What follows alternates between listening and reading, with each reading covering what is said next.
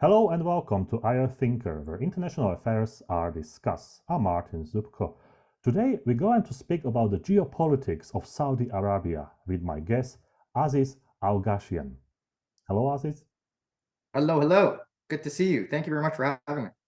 Dr. Aziz Alghashian is a captivating Saudi scholar who is researching Saudi Arabia foreign policy. He obtained his PhD from the University of Essex, where he was teaching international relations, politics, and Middle Eastern studies. His current research is connected to Saudi Arabia foreign policy, relations between Saudi Arabia and Israel, and also the constructions of the political nature or identity of Saudi Arabia. His research style or his research exploration is mostly defined by exploring the dialogue and the collaborations, how the political and international actors collaborate, how they speak together. He is frequent guest to media, international media like France 24, Sky, BBC, Forces TV, and Russia Today, and others. So he's very experienced podcaster as well.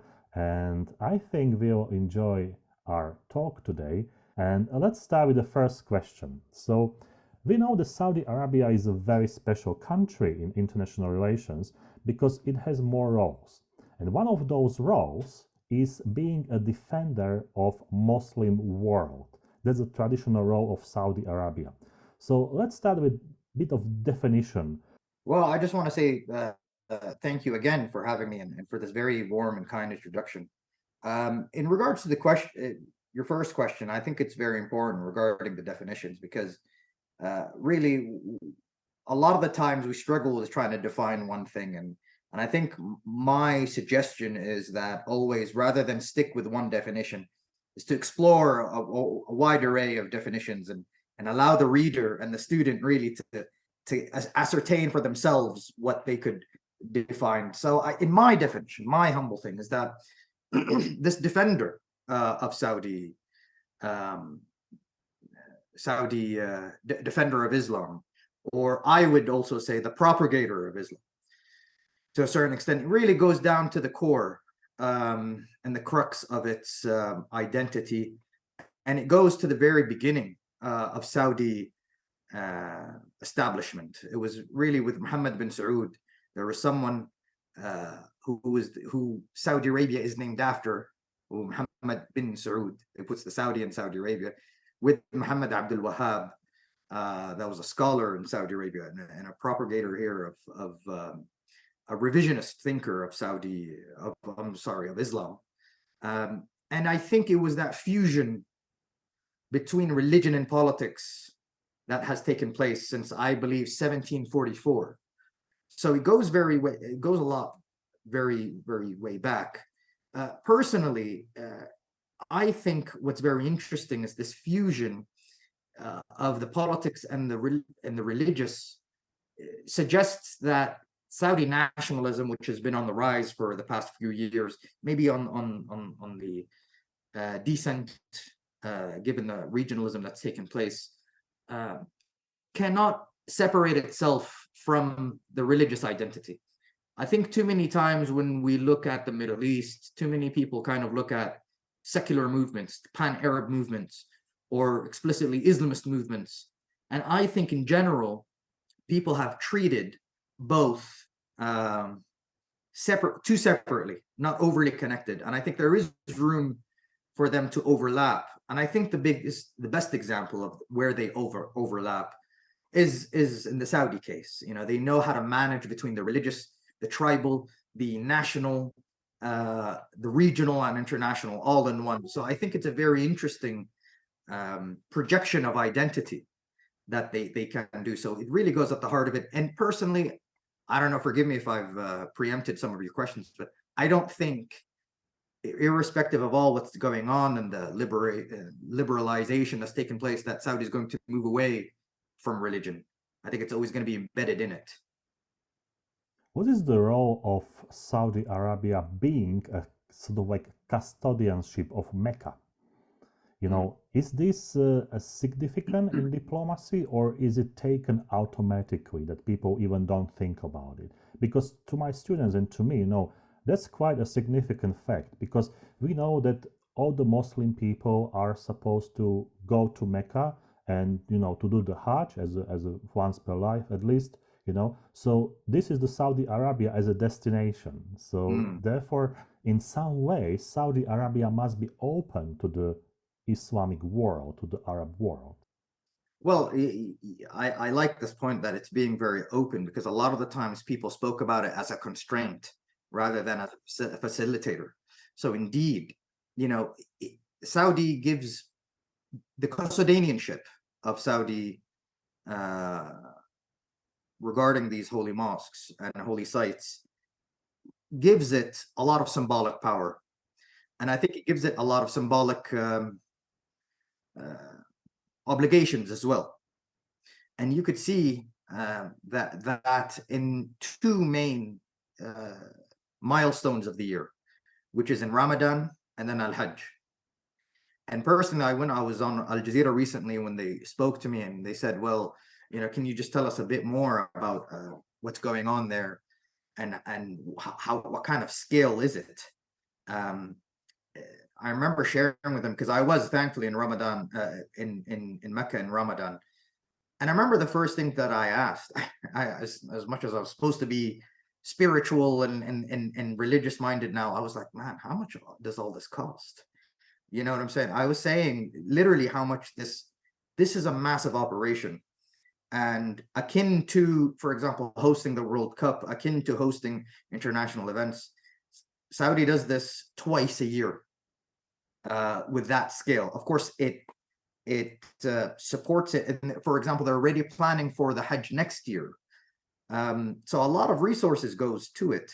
Now, I think they realize that in order for them to maintain that symbolic position, they need to invest and allocate a lot of resources to it, which they do. Now, I think as a result, they have to make themselves also open and facilitate a lot of other people to come into Saudi Arabia, which they do. So, for example, they have their own pilgrims, have their own airport. There's a specialized airport where they receive pilgrims, and it's only opened during the Hajj season. So it tells you that, okay, this is the allocation of resources. But also, I think from a political point of view, in my opinion, there's also responsibility, and there's also aspect of constraints. So Saudi in my opinion, can't achieve its rational interests, can't be overly rational minded in regards to, as in cost benefit analysis, and obtain its interests too lightly without taking this into consideration. So, for example, Saudi couldn't normalize relations with Israel without having something on the table for at least the Palestinians to legitimize this relationship. So as a result, so for example, other countries in the GCC, UAE, Bahrain, they don't have the same symbolic obligations that Saudi Arabia does. So what I find very interesting about this, and I think more intellectually that's worth, I think students paying attention to this factor, is that this resulted in Saudi, or this forced Saudi to be very pragmatic in their foreign policy. This kind of forced Saudi to develop mechanisms and processes and principles in their discourse, in their projection, in obtaining their interest. They would obtain their interest, but in a different way. They would be more vague about it a lot of the times. They would be more careful. Sometimes it would be more reactive because of the symbolic issue that they have to obtain. In other words, they're balancing between their identity and its obligations and their interests. And this balancing act, I think Saudi has done very well. This is what I find personally most fascinating about Saudi foreign policy and how it navigates geopolitics. It's this balancing principle that it has. And do you think, Aziz, that this topic or this issue is well known among Western or Asian diplomats and politicians? Or it's something that, you think that we should talk about much more so people understand how to deal with Saudi Arabia. When I speak to Saudi diplomat, I'm not speaking only to Saudi Arabia, but I'm, like indirectly, I'm speaking to the Muslim world. Yeah, yeah. Well, I think when it comes to, so the question is very big, to be honest. I think when it comes to the Muslim world, I think Saudi Arabia represents a side of the Muslim world. There's a lot of people that, by the way, don't agree with Saudi custodianship regarding Saudi Arabia. There's a lot of others that say maybe they're not, because they are a monarchy, they shouldn't be. And this is actually very this is very much undermining religion, the fact that there is a monarchy that is serving this. So by essence, this is not legitimate, and the Saudi governance isn't legitimate. And so this is the reality of the debate. There's a lot of times when we see it in geopolitics, a lot of saying people, well, they're not worthy. I mean, you could take, for example, Khomeini's discourse, and saying, how can they, may God curse them, as in, the ruling elite here, serve? They're not even fit to serve the two holy shrines. So I think when it comes to this, indeed, the Muslim world is not monolithic. But I think there is this aspect of that unifies something that they all agree on, is the importance of Mecca and Medina. And that is something that I think works a lot in favor of Saudi, is that, okay, this is a red line in many ways that no one can agree, and no one can dispute the fact of what Saudi does to these two shrines, in my opinion, or two holy sites. So while there's a religious political debate, this has to be contextualized. And regarding to the first point of your question, regarding if people know enough about this, I think people think they know about this in the West. I think a lot of the times what I find mostly concerning is when you speak, even when I was in the UK, they would speak, as soon as you say Saudi Arabia, they want to finish the sentence for you. Like, oh, I know Saudi Arabia, 1, 2, 3, 4, 5. Okay, yeah. Sorry, it's a bit more convoluted than that. It's a bit more complex than that. Oh yeah, there's a Wahhabi thing, 1, 2, and 3, isn't it? And I'm like, well, no Saudi ever explains or define themselves as a Wahhabi, for example. So here, and I like this aspect of Wahhabism because it's precisely a phrase, a term that's been imposed upon Saudis, while Saudis don't ascribe to it. So I think a lot of the times people in the West think they know about Saudi Arabia when they don't. And that's even more dangerous, because not knowing anything is bad, but knowing a little bit about something is far more dangerous. And I think there's a lot of dangerous perceptions out there regarding Saudi. How would you evaluate Mohammed bin Salman and his connection to this identity building? For instance, before him, you had some sort of development in that issue. How is it now? Is he supporting the same stream like in the past, or he tries to change that course a little bit? No, in general, Mohammed bin Salman is very much detaching, in my opinion, detaching Saudi, evolving, I would say, Saudi identity. I won't say complete. He's detaching it from the things that lethargy in Saudi, that identity of being a bit too relaxed, to someone, a country being urgent. This country that's being somewhat kind of passive a little bit in its foreign policy, to now being a bit more proactive. And I think when it comes to religion and nationalism, while what he's changing is the social conservatism, not necessarily the religious conservatism. Now, he is very much undergoing a process of reevaluating our relationship with Islam, and he's making it a more moderate relationship, but not fundamentally different. So this is what he's saying. This is what he's trying to do. And the reason being that why a lot of these, I would say, dogmatics, demagogues of religion that existed, and to be honest, still exist till now, because it wasn't a long time ago.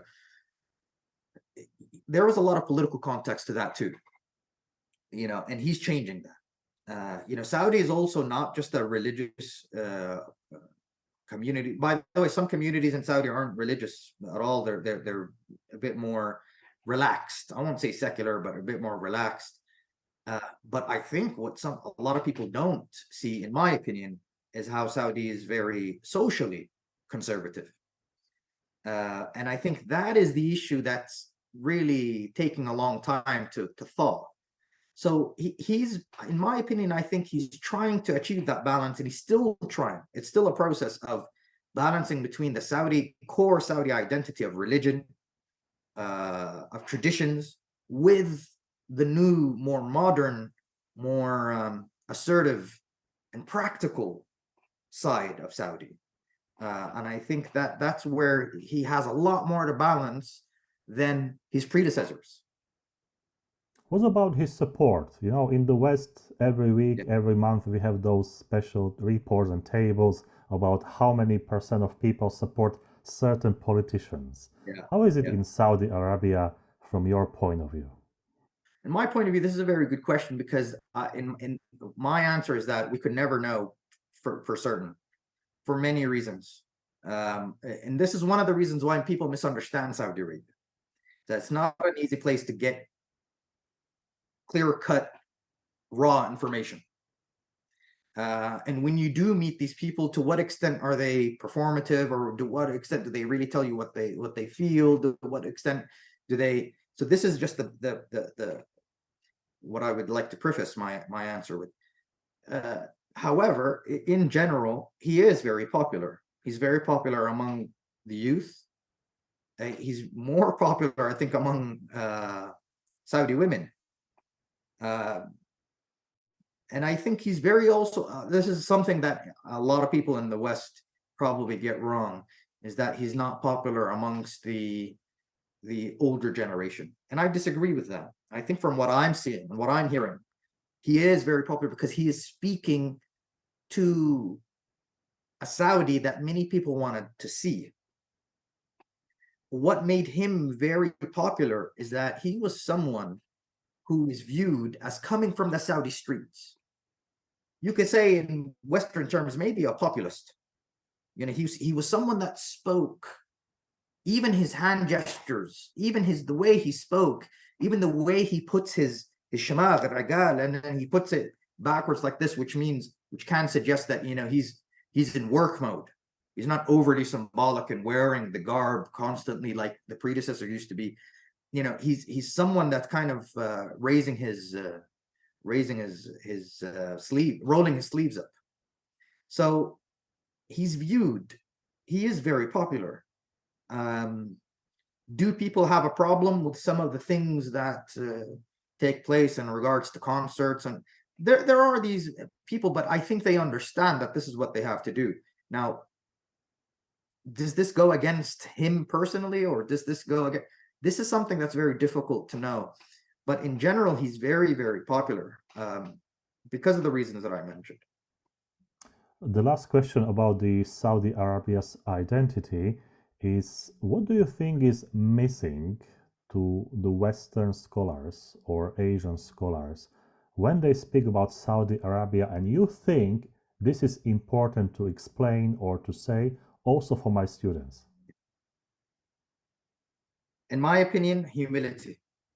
I think that's the main important thing to look at. That's just in general. But I think the aspect in particular is that too many times people have tried to look at Saudi they try to isolate Saudi identity too much. So too many people have said, no, it's tribalism. No, Saudi is religious. No, Saudi is nationalistic. It's actually what I think is important, what I think Saudi enables us to develop new concepts and new theories and approaches, is the fact that we need to start looking at using a lens that looks at all of these things interchangeably and simultaneously. This is the thing that I think not enough people are getting, is the fact that how are all these factors, and they're right, they are there, but how do they intermix, and how do they complement and speak to each other and operate and are projected all in the same time. Let's go to geopolitics more deeply now, and we will start with the first hot topic, and that's the Abraham Accords and Israel in the Middle East in connection with Saudi Arabia. So let's divide this question into two sub questions. So firstly, what is the impact or influence of the Abraham Accords in the Middle East from the Saudi point of view, or Saudi Arabia's perspective? And second question, maybe you can elaborate a little bit on Israeli and Saudi Arabia relations after the Abraham Accords. If there is some sort of progress, something change, or nothing change. Okay. So when it comes to the Abraham Accords, which is in particular the UAE, Bahrain, Israel, in addition to Morocco and Sudan. But by the way, when they say, a lot of people say Abraham Accords, they kind of like Morocco and Sudan are like, yeah, that's fantastic. Yeah, fantastic. Okay, these are the two. And the reason why they're focusing a lot on Bahrain and UAE, this is, I think, from the Israeli-centric side, is because they are changing the political landscape of Arab-Israeli relations. And this political landscape enables or facilitates more Saudi-Israeli interactions.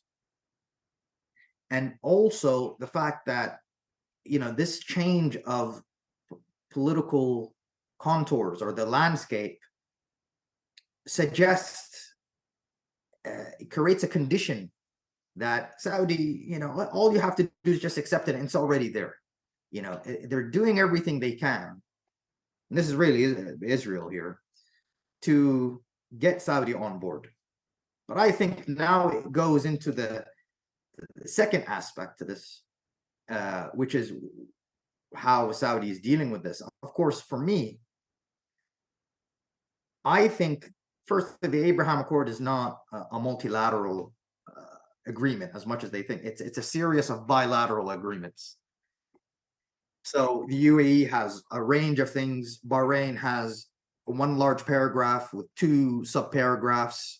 Morocco has a literal legalistic document of what exchanges.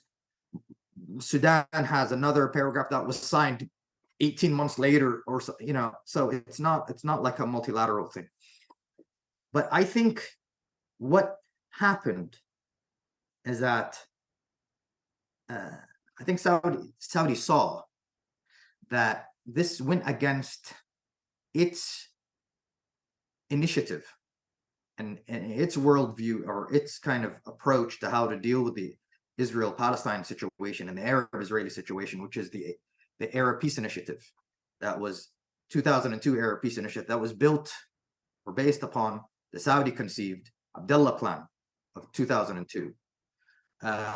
And in my opinion, I think the Abraham Accords, particularly the UAE signing of the Abraham Accords, was perhaps understood as, I think it was understood as a way of trying to change the landscape of the Middle East into a way that the UAE sees it.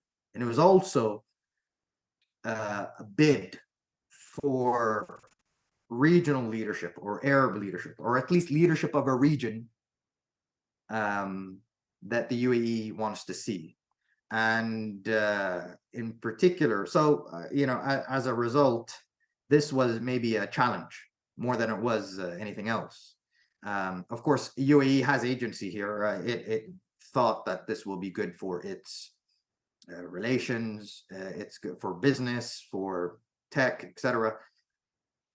What it is not is something against Iran. Maybe we'll talk about.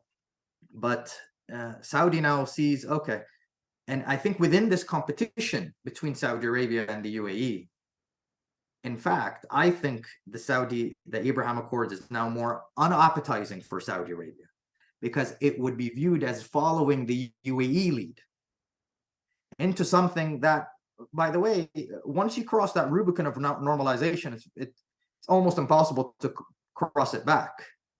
normalization is like a match. Once you click it, it goes down in history. That's it. So I don't think Saudi will be too keen to cross it and be seeming as following the UAE lead. What's very interesting is that the theme of UAE leadership, or MBZ leadership, to be precise, was laced throughout the rhetoric and discourse of the Abraham Accords. Even when you hear Jared Kushner, for example, saying, we appreciate Mohammed bin Zayed, the leader of this new Middle East. Oh, okay. So here's your leadership thing. A UAE, a joint statement by Bahrain with the US, like, we appreciate the leadership of MBZ in this regard. Oh, okay. So there's leadership all around this. And so I think Saudi sensed that, and I think the Abraham Accords, and particularly Saudi not joining the Abraham Accords, is a result of this leadership bid, this inter-GCC thing that's taking place. Israel and Saudi relations, this is where I think many people get this wrong, is that for them, history starts, the history of Israel-Saudi relations as if it starts in 2010 or in the Arab Spring. And the reality is this is just very, very far-fetched. In my research, I began this research before the Arab Spring, when it was part of an era that Israel wasn't perceived as a potential partner. And therefore, the question that I ask now are different than the questions that people ask now. I'm sorry, the question that I asked then were different than the questions they ask now. And in my opinion, Saudi-Israeli relations, just to be short, is very pragmatic. Saudi has always been historically pragmatic towards Israel. Now, pragmatic doesn't necessarily mean cooperative. But what it does mean is, for example, less antagonistic. It could be perceived as cooperative from the Israeli side, because they would have expected Saudi Arabia, due to its identity, due to its factors that we mentioned earlier, to be something, to expect more hostility. But Saudi was always very measured when it came to Saudi Arabia and when it came to Israel. And we can see this historically. So, but what's very interesting is that the theme of communication hasn't really changed fundamentally. So they've always communicated a pragmatism towards Israel, but who did they communicate this to? In fact, they communicated this to the United States, because they know that a pragmatic stance with Israel is going to make it improve its relations with the United States. So that's why they were very careful, but at the same time, they had to adhere to their identity and to their position and their policies. And by the way, their grievances. A lot of the times people say, oh, the Saudis don't really care about that. I disagree with this. I think a lot of Saudis do care about what's going on in the West Bank. They care about it a lot. I think a lot of people don't know what's going on in the West Bank, but I know they care about it. So this is very interesting to see the history of this pragmatism. But now I think, due to the new narrative in the Middle East, everything now is being amplified. And there are exchanges. We can't deny that. I mean, only last week there was an Israeli team, FIFA, here in Riyadh, participating. But is this because of a Saudi policy? Or is this the result of Saudi Arabia changing, not in the region, but in the global sphere, that it wants to be a global hub? And as a result of it being a global hub, you're seeing more Saudi-Israeli interaction. Now, the question here is, how should we understand this? And in my opinion, of course, others in Tel Aviv or elsewhere, or DC even, they like to say this as, oh, look at this. This is fantastic. Saudi Arabia is changing its policy to accommodate Israel. No, I think Saudi Arabia is becoming more of a global player. And as a result of that, Israel is interacting with that. How many Saudis do you see in Tel Aviv supporting? And that would be a change in policy. And the reality is you don't see them. So this is a result of a spilling in effect of globalization. But now it's a question of how is it framed? And I think one of the things about, and I'm sorry to take a long time on this question, but one of the things about Saudi-Israeli relations now is really the framing of it. There's a lot of sensationalization taking place. There's a lot of headlines that are, you know, in a historic first. And you're like, no, it's not a historic first. Well, Saudi Arabia said they're willing to encourage negotiations with Israel. You know who said that? King Faisal said that in the late 1960s. I mean, you're talking about things, policies that Saudis have already said and keep saying. But the problem is that their history to them begins 2010.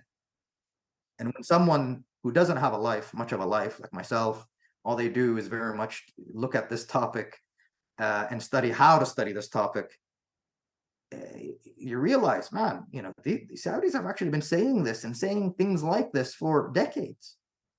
So there's nothing new in how Saudi's projection itself. I think there is something new in the interactions, and that has to be mentioned. What is the influence of Israeli society on this? Because I had few episodes with the Israeli scholars, you know, and the Israeli society is very divided. You have like very orthodox people following, you know, one stream, then you have Zionist people following, you know, another one.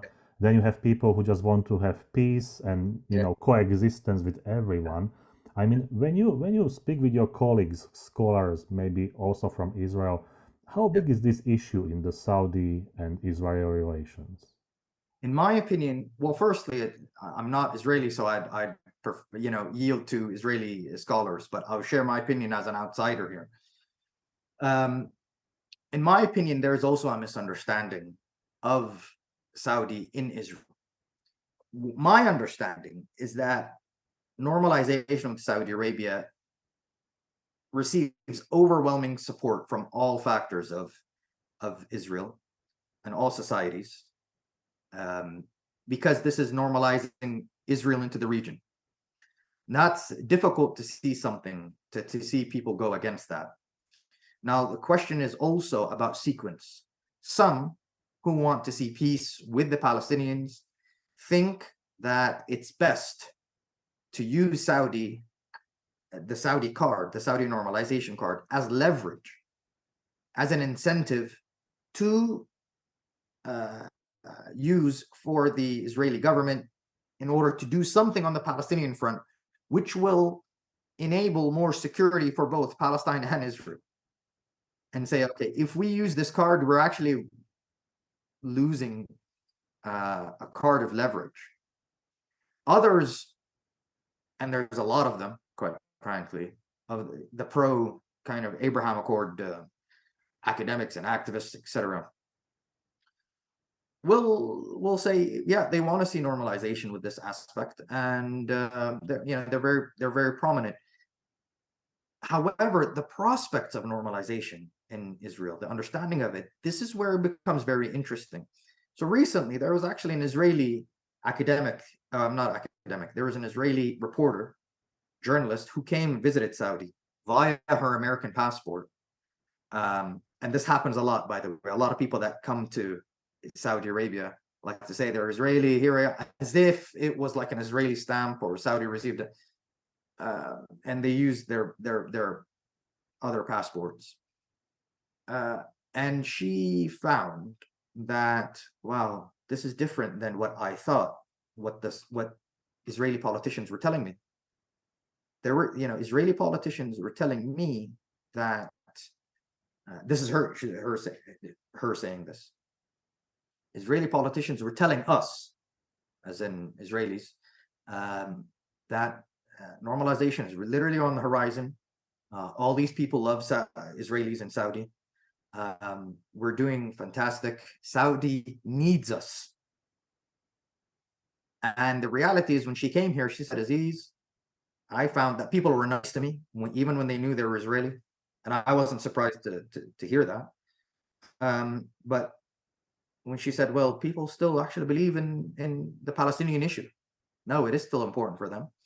And secondly, I have no idea why people would think that you need Israel.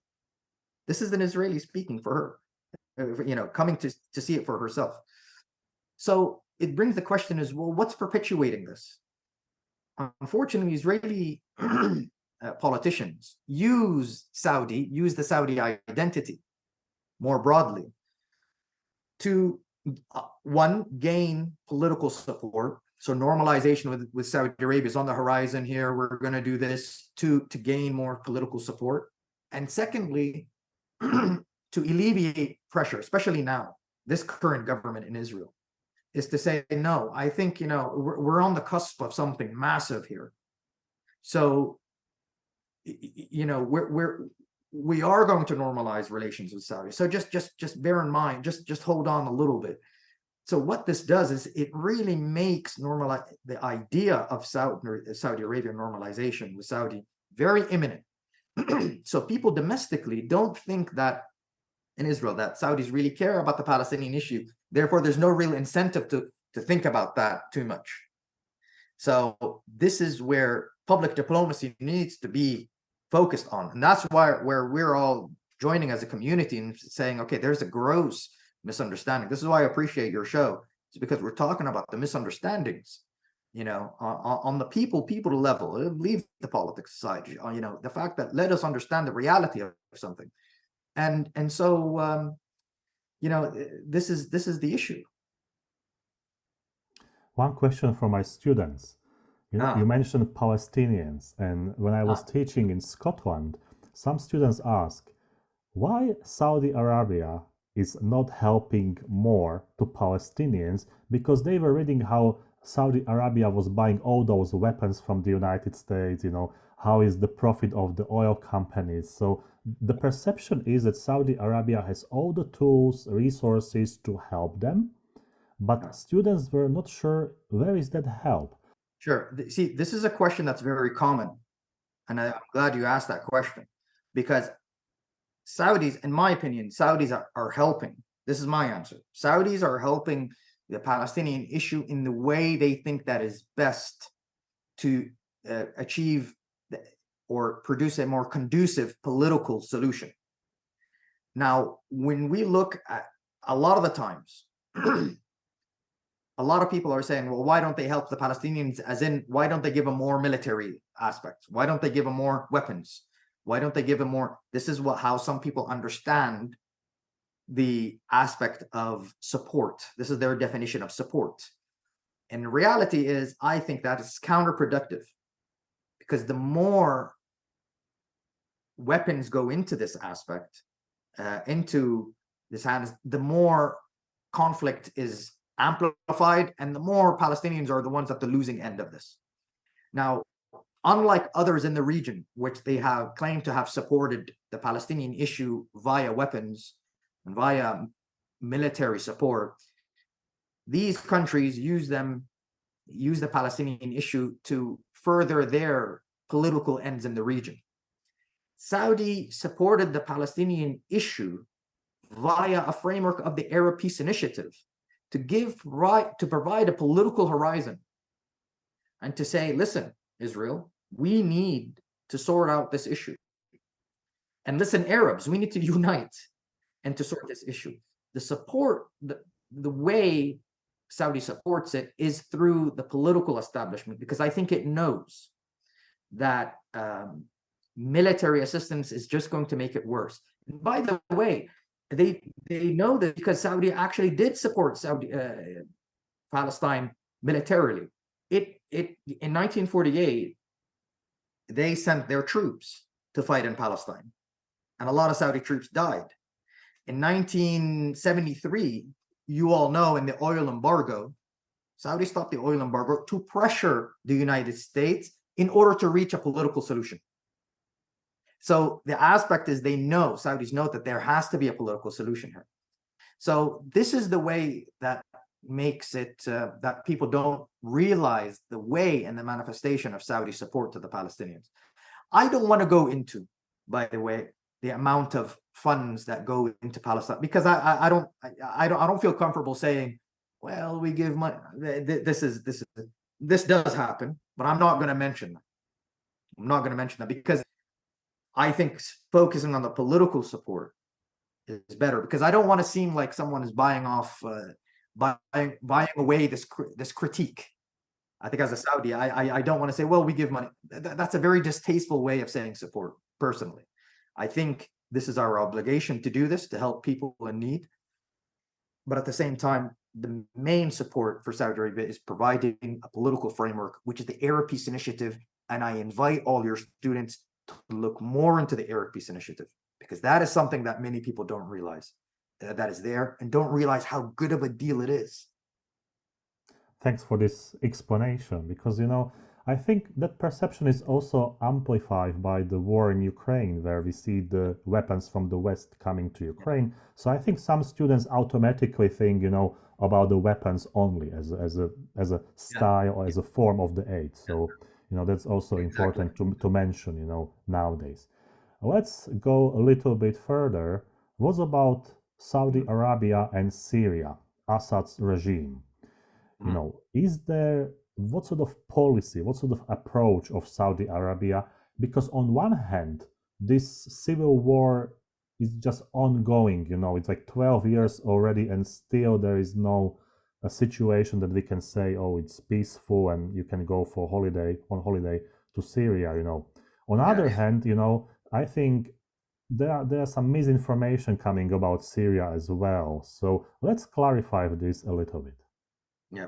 So I think when it comes to Saudi, of course, Saudi tried to overthrow the Assad regime, Assad himself. When it first started, they didn't want to overthrow him. They wanted him to actually be calm, to manage the situation calmly. Because I think what Saudi is, and its vision and its preference for the region, is a status quo player. You know, it wants to have, it doesn't want to change different actors, because I think instability for Saudi is the worst enemy. And I think this is going to come to the present. But however, Saudi, this is one of the reasons why I think there's turbulent relations between Saudi Arabia and the United States. A big part of it comes from Syria, because of Syria.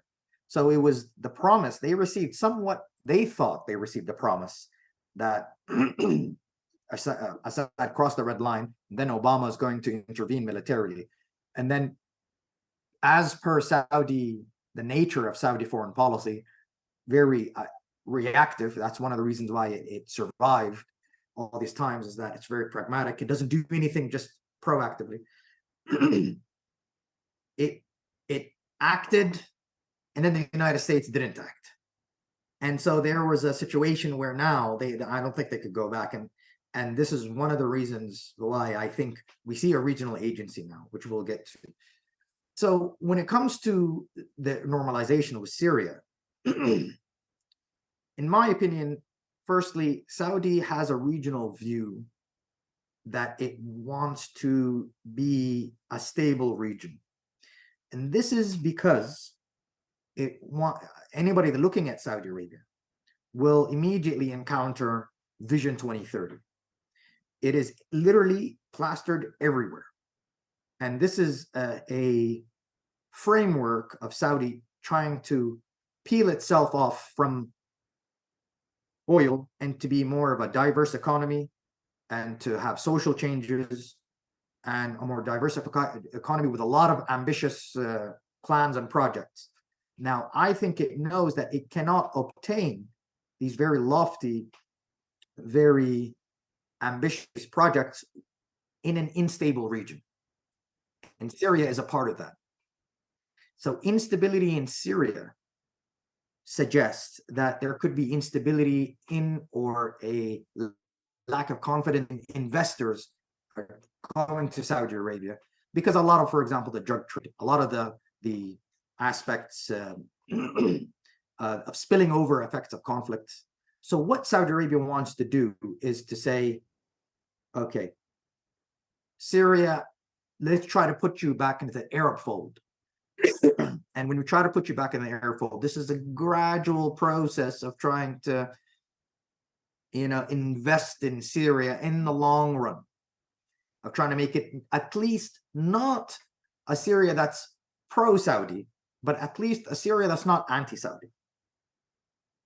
And I think this is why. So the competition between Saudi Arabia and Iran, etc., this is viewed too much in a zero-sum fashion. what I think is very interesting about the Saudi-Iran case, what is the most important thing is that I think all actors are not viewing the region any longer in a zero-sum fashion. So I think they're looking at Syria in this way, and they're trying to maintain a regional order. Now, what is precisely the policy? I think there is no clear policy. I think it's a wait-and-see approach. I think it's a, listen, let's begin this policy and see how it plays out in the future, because we don't know how it's going to go. But let's try to at least have the pathway to it. And also, I don't think Saudi is too eager and keen to embrace Assad too quickly, because it doesn't want to seem too contradictory to its position. You know, it did try to overthrow this guy. So it's going to be a slow, gradual process of trust building. And also, it will see where investments can take place. And when I mean investments, not necessarily companies investing here and profit making, but at least in allocating their efforts into spheres that could at least make Syria at best with the Arab fold, at worst not anti-Saudi. We have Sunni and Shiite, and we have Saudi Arabia and Iran. Are you rivals or enemies? Neither. And this is the reality. And I think what plagues the understanding of the Middle East, especially from outside to in, is a very binary lens. And the fact that there's like a binary framework and everything kind of fits into it. So there's a Sunni versus Shiite. Yeah, that makes sense. There's sometimes a Sunni Israeli versus Shiite. Because somehow, you know, there is a tendency to make things very binary. And this is what we have to disrupt. Yes, there are Shiites, but when it came to the Iran-Iraq war, Shiites were fighting against Iran, for example. Yes, there are Shiites in Saudi Arabia. A lot of them work in the Saudi government, for example. Can't say they work in very top positions, but they work in the Saudi government. The biggest people that have induced or affected Saudi Arabia, used most violence against the Saudi government, Saudi people, killed innocent Saudis, were actually Sunnis, Sunni extremists of Al-Qaeda. So to what extent is this a rivalry because of there is this sectarianism? And I think sectarianism, this is now a question about really the study of sectarianism, more than it is about Saudi Arabia and Iran. Because Saudi Arabia and Iran have ebbed and flowed their antagonism. And as I think Paul Arts and Jervis, some guy called Jervis, I think, anyways, the scholars, read the book of Simon Mabon. Simon Mabon is a good source on this. That there is a pragmatic antagonism. That there is actually times where Saudi Arabia and Iran signed security deals. And this is what the latest rapprochement actually was built on, that security deal in 1998 and 2001. So that notion that we are forever rivals is not is simplistic. And this idea that we don't like each other because one is Sunni, the other Shiite, is also very simplistic. However, it's very easy to use this to explain the tensions. And this is why students and myself and others, all of us, we're all students at the end of the day, to not fall into this very tempting trap. It's tempting to just say, oh, there's a Sunni, there's a Shiite, that's why it's very exotic. We don't know, we don't understand what Sunnis really are. We don't understand what Shiites, who they are. We understand it's very exotic and it's religious mumbo jumbo, things that happened a long time ago. But that's the reason why they don't like each other. And that's a simplistic way of things. And I think that's why we have to approach this. There's been a lot of Sunni Shiite dialogue. There's been a lot of Sunni Shiite cooperation. And the Middle East is very rich in that history. And it's very rich for very interesting events which are memorable till today for many people, which Yeah, I think, absolutely. that's similar to, for instance, Japan and China, South Korea, where history plays a very important role in the relationship.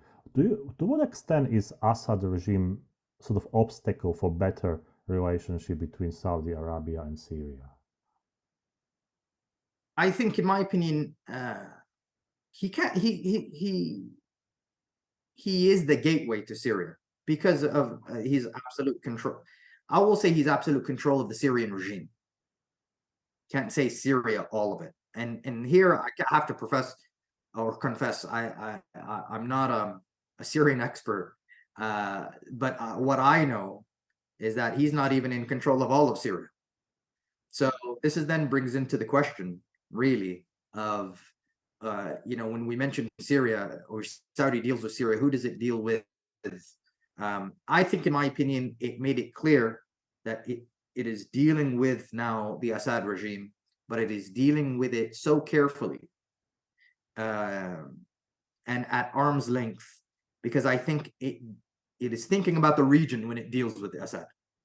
It's not thinking about Assad per se. It is thinking about the region. It is thinking about, okay, it's time now to rehabilitate the region. And I think personally, Assad does have a role in maintaining this. He personally can be a spoiler by trying to go too much one way or the other. So in this kind of regional agency, we're starting to see more roles and functions being illuminated even more. So, for example, you have the very two strong polars, big polars of Saudi and Iran. You have, for example, the mediators, Oman and Iraq, their role. And in my opinion, Syria's role is just not to be anti-Saudi. Just it has to make sure it doesn't seem to be anti-Saudi. And I think I can't really say. So I spoke to someone. I used to think that Syria's role was the balancer between Iran and Saudi Arabia. But my Syrian colleague then said, this was the old days. This was half of al-Assad. This is not Bashar al-Assad. Bashar al-Assad, most of the time between Saudi Arabia and Iran was actually turbulent between Saudi Arabia. I'm sorry, most of the relations between Saudi Arabia and Syria were actually turbulent under Assad, especially from 2005 in the assassination of Rafiq al-Hariri. That's when it became turbulent. 2006, when he called in the Hezbollah war, he called implicitly Saudi half men. These are the actions of half men. Oh, half men. All right. It cut relations. Went back to 2008. A few years later, Arab Spring happened. So I think now the main aim is to make them say, okay, don't be anti-Saudi. Let's see how far we could take this relationship. And it's more up to the Assad than it is for Saudi. Because that was my logic, when we spoke about Iran. If there was no issue with Syria and Saudi Arabia would be like less busy, dealing with Syria, maybe Saudi Arabia would have more time to deal with Iran and normalize the relations, in some way, So therefore, I asked that sort of Syrian question. But what do you think is the future of Iran in terms of Saudi Arabia? Because what we see at the moment are those protests, I think the situation in Iran is not easy, for many people. And some students might ask the very simple question, is Saudi Arabia supporting those movements a little bit or not really? No, I don't think so. I don't think so. I don't think a lot of people like to think that. I don't think it is. I don't think it's in its interest to try to overthrow the regime, because Saudi doesn't know maybe there's another regime that could be worse. But however, in my opinion, I do think that these protests encourage Saudi to approach Iran, because as you say, and you are right, and I think many others believe that Iran is not going through a very good time or a stable time. Iran is not at its best, at its strongest. But in the Middle East, that's precisely when rapprochements sometimes take place. So, for example, in the Israel-Palestine issue, when Yasser Arafat in the early 90s stood with Saddam Hussein, the Gulf and the GCC, they isolated him and they cut him off.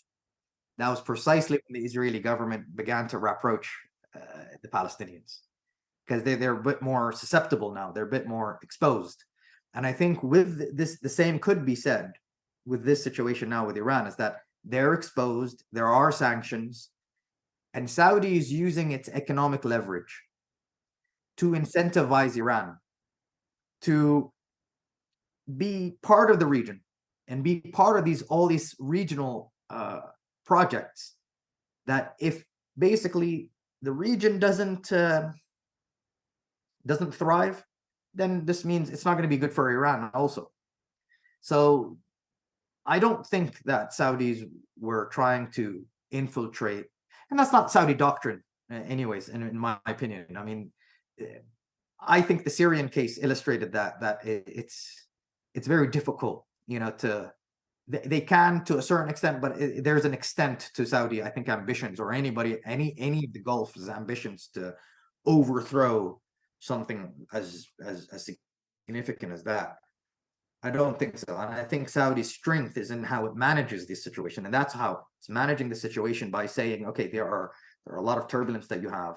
There's you know, you're not in your best time. It's time to, we could cooperate now. One theoretical question. We speak about geopolitics, and it's you know, quite complex in the Middle East, that you know, it's natural. But do you think, is there any hope for a security architecture in the Middle East, where big countries like Saudi Arabia, Iraq, Iran, Syria, you know, UAE, they sign sort of, you know, pact or some sort of agreement, you know, about the security for the Middle East?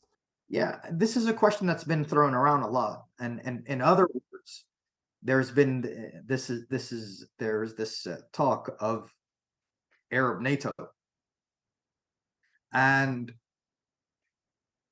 I don't think it's going to happen, because I think the respective military doctrines of Arab states will be too difficult to fuse together. And not necessarily the military doctrines, but you know, the military fusion, and the fact to build this infrastructure will have a lot of resistance for many reasons. Firstly, practically, militarily, you know, military systems are just sometimes just too different. They're too different inside the GCC, let alone in Iraq, which is probably heavily Russian, and somewhere else. So that's on the practical side. But also, I think on the political side, it's some states, and particularly perhaps the smaller Gulf states, will be too wary that this may be too much political, giving up too much political sovereignty, and that they could be at the forefront of this pact, and could be perhaps driven into things that they don't want to be driven to. Now, what's interesting about this is, because Israel, especially last year, when Biden visited Riyadh in the Jeddah summit, they said no normalization, but what about an air defense alliance? Let's listen to this, Marin. Air defense alliance. You know what no normalization means, but yes to air defense alliance. This means, akin to someone who likes to eat, like myself, saying, you know what, I'm on a diet. I'm not going to have that small candy bar, but I will have that massive ice cream cake all to myself. An alliance is a very obligatory contractual form of cooperation. So this is not happening between Arabs themselves. Israel is going to be part of this now, and it's going to do this against Iran. So the Arab states could be at the forefront. They know that they're going to be the buffer. So this is very difficult to see. I do see not necessarily a rigid infrastructure, but I do see a more loose infrastructure. I do see something like a hub of relations, of military relations, a security hub between these states. And I think with the regional agency that's taking place, I do see something like this. So we're dealing with something a bit more loose, something that's less obligatory, something that will be less demanding for the national infrastructures to change too much. So that's where I could see in regards to security cooperation with these Arab states. A hub is a very popular word, especially when we speak about Belt and Road Initiative. Yeah. So, what about Saudi Arabia and this initiative, and of course China?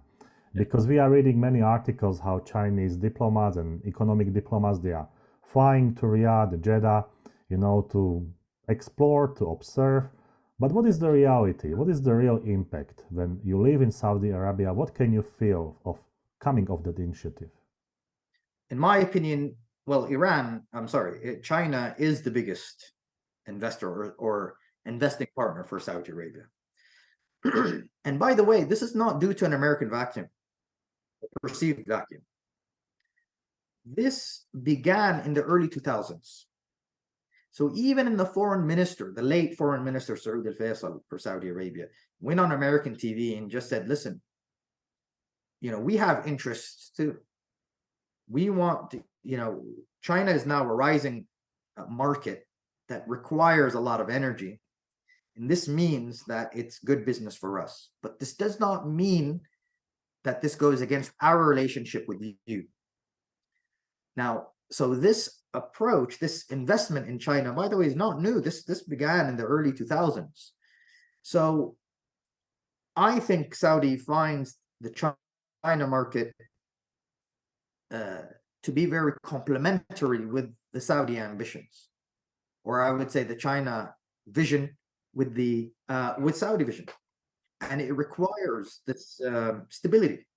That's one of the reasons why I think China was able to broker this Iran-Saudi deal. Was that okay? Well, the United States is hesitant. The U.S., Saudi Arabia depended on the U.S. for a while regarding Iran. Can it impose? It began to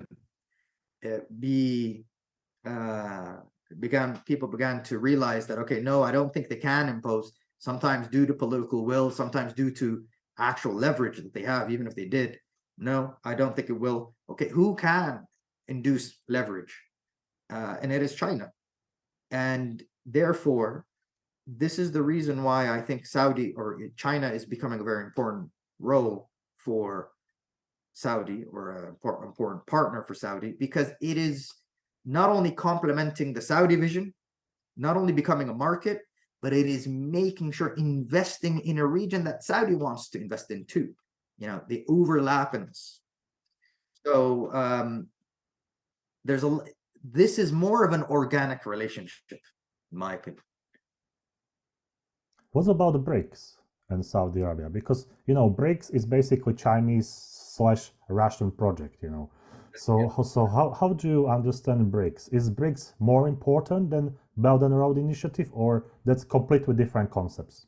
I'll be very honest with you. I think right now Saudi is trying to diversify its economy, trying to put all its eggs, I won't say all its eggs in different baskets, but I think it's being very careful into where this extent of this diversification.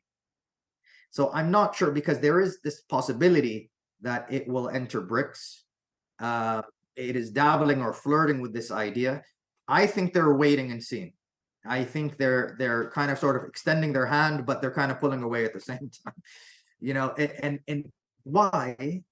Because, to be honest with you, the way the Saudi vision, in my opinion, still views the world, it views it not in a multipolar world, just a multipolar world, but in asymmetric multipolar world. So while we're all talking about diversification, it still wants relations with the United States. It still sees the United States as its most number one preference. It still wants to do business with the United States, but I don't think it depends on the United States as much as it did before. So this diversification, I mean, if you're going to overly diversify, then this means, you know, it's less that you can invest somewhere else. So I think Saudi right now in a multipolar world is really being challenged, I would say, at its balancing mechanisms. There's just more things to balance. And by the way, there's not only just more things to balance, but the cost of misbalancing is even bigger now for Saudi Arabia, because funds and money is a lot less. The whole reason why Saudi is doing this is to diversify its income, and now its investments, you know, they're a lot more careful about where they invest. And you see this, for example, in giving aid in the region. Al-Jad'an, I think, the minister of finance, you know, said there's no more blank checks. You know, this idea that Saudi is going to be just giving money for other states, for either Syria or for either Egypt or others, you know, this illustrates the fact that, okay, Saudi is a lot more careful with where it's money because it has no other choice to. So it's being, you know, it's diversifying, but I'm not sure if it's going to over diversify. And I think BRICS is still a project that it's studying. Many students, they say Saudi Arabia, in terms of energy security, that's out of discussion because they have oil and they have money. So what's the matter, you know? What is the real situation with the sustainable energy projects in Saudi Arabia? You know, because we read about many mega projects in Saudi Arabia. For instance, projects like the city called Neom Line, you know, all those things where modern technologies are going to be used. It's interesting because you're right. This idea that there's mega projects, there's a lot of mega projects. So it's not, so Neom is the city, line is the city within Neom, I think, 170 kilometers. That's just a line. But it's going to be zero emissions, etc. There's also the square. There's also the hexagon, I think, or octagon. I was very excited because I'm a USC fan. So when I saw the hexagon, octagon, I was, you know, I was like, definitely, I want to move there. But so there are these projects, and it requires a lot of funding and a steady form of funding. But that's precisely why Saudi, you see a Saudi first in its energy politics.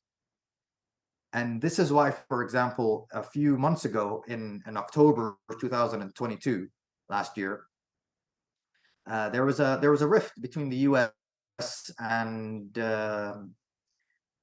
Saudi, because Saudi didn't increase the oil output in order to make sure that the oil prices stay at a particular level that will enable the funding of these projects. And I think what's interesting is this aspect of sustainability, because in my opinion, I think what Saudi doesn't want, and this is according to its the oil minister, Dr Aziz bin Salman, so MBS's older half brother, who's actually very well respected. I mean, he's interesting because he's very well respected here, and I think he has the ear of the Crown Prince, in my opinion. I think he's someone who's, you know, he's playing a very big role. In my opinion, he is saying, okay, we're not gonna prefer short-term gains. We want to make sure the market is sustainable and steady and grows steadily to gain the investors' confidence. So investors can then produce their confidence, can be confident in their investments, and that is their approach. Now, I think it's very interesting because I think you see two tracks here. You see a track that's trying to gain foreign direct investment already. And by the way, Saudi Arabia and Riyadh especially is changing. Physically, it's changing. I mean, I went to UK 10 days ago, came back, and all of a sudden it's like, okay, that wasn't here. You know, and when I came back. So there is this urgency in changing. It is and this is very interesting too. So I never thought I would see this, but there was someone with a tank top in the airport. And I'm not sure if someone told her something or not, but I remember thinking to myself, okay, this is very different, you know, and tourism is different. So Saudi's trying to create that kind of stream to have that income too, but at the same time, while maintaining that energy sustainability. You know, so there's a different ways of it's managing to fund these projects, and these projects are designed to make Saudi stand on its own 2 feet without oil. I'll be very honest with you, it's a very ambitious topic. A lot of people probably ask, well, are they going to achieve it by 2030? The reality is, my response is that I don't think 2030 as a year is not overly important. I think the fact, the main thing of 2030 vision is to jolt the Saudi society, to jolt the Saudi economy, to jolt the Saudi government, to change the ways it's doing things. Otherwise, you know, we're not going to survive. We're going to be very, very difficult times. We're going to see very difficult times. The last question for today's interview: the Saudi Arabia's role in combating international terrorism, which is a very important topic also when we speak about geopolitical position of the Saudi Arabia. This goes back to your first question about Saudi identity and what I've alluded to, which is the Saudi symbolism. So for a very long time, Saudi did have its issues with extremists within Saudi, which a lot of people didn't know about, by the way. I mean, my brother, for example, he just retired. He was in the National Guard, and we're all very, very proud of him. He's a major general now, but he retired. I remember him being a young captain, leaving the house immediately to fight against or combat Al-Qaeda in Saudi. So a lot of people don't realize that phase in Saudi history. And I remember bombs exploding. I remember going to school and seeing shootouts on the way to school. And so there was a terrible time in Saudi that it developed in Saudi history. And so I think Saudi realized that it needed to be more assertive and to make sure the Saudi identity, Saudi scholars, and Saudi religious scholars are on the same page, and to be more proactively against terrorism or against any forms of extremism. Because unfortunately, I think there was a time where it was being too loose. There were too many people talking, kind of straying on their own, talking about things that, you know, caused extremism. So this was a real domestic issue. And so, but when it came to combating terrorism, I mean, it was very much a challenge for them. And I think they made sure to use the biggest tool that they have, which is their identity. As a result, they are instrumentalizing this identity against this to counter. It's the best counterterrorism tool. So, for example, people that were fighting against theirs, there were security apparatuses, security officials, part of the security apparatuses here in Saudi. What were they called? They were called mujahideen. So it's a way of making sure to reclaim the identity of what someone saying mujahideen, what they could have been doing somewhere else. So here it's like, okay, no, there seems to be this hegemonization of this religious identity, and saying, okay, everything else is not legitimate religiously. So that was the first effort, and that's what they could do more of too. By the way, we still need to do a lot more of. But I think when it combats its role globally, I think as a result of this and the amount of experience that Saudi has in combating terrorism, again, a lot of people don't know this, but it became a very important partner for the West in gaining intelligence, in providing intelligence for them of imminent acts of terrorism that's going to take place in Western countries. So as a result of its dealing with terrorism and not dealing with it, but really trying to combat it, it gained a lot of experience, and I think it became a lot more importance. It gained a lot more importance in the Western capitals. Now, to be honest, I think a lot of people overemphasize the fact that Saudi Arabia supported the Mujahideen in Afghanistan, and this is true. This is part of Saudi history, but that's when the West were also supporting the Mujahideen there too against the communists. So, you know, I think somehow a lot of the times people forget about that the West supported that those people, and they kind of make sure only Saudi Arabia supported them, and they still do, which they don't, because Saudi actually was at the receiving end of this. So there is a misunderstanding, and again, it goes back to the tendency of, there's a temptation to look at Saudi Arabia in a lens of terrorism and supporting terrorism, because a religious sheikh here in Saudi Arabia that may well be against Saudi about terrorists looks like the same people that are in Afghanistan with a beard. And so you're talking about aesthetics, and you're actually talking implicitly, there's some racism there too, so it speaks to a bigger issue, this idea between Saudi Arabia and others. So engaging, being honest is this, that yes, Saudi Arabia did support this. Yes, Saudi Arabia did support Islamic schools all over. But what do these Islamic schools do? This is something that Saudi negotiated with. Saudi Arabia is still doing, by the way. Saudi Arabia is still spreading holy Qur'ans and holy texts and here and there. This is part of Saudi identity. But I think what it is making sure, and what you can always improve on, is to make sure, okay, where is this going to, and how are people going to do, what are they going to do about it? So that's the thing that we could always improve more. Said Dr. Aziz Alghashian. Aziz, thank you very much for your time, insightful thoughts, and excellent remarks about the geopolitics of Saudi Arabia. I'm very happy that you found time for our viewers and students. I wish you good luck with your research, with your articles, with your publishing, and also with your teaching, because I know that people like you, people like your teaching style, and how you can explain very difficult topics in a very comprehensive way.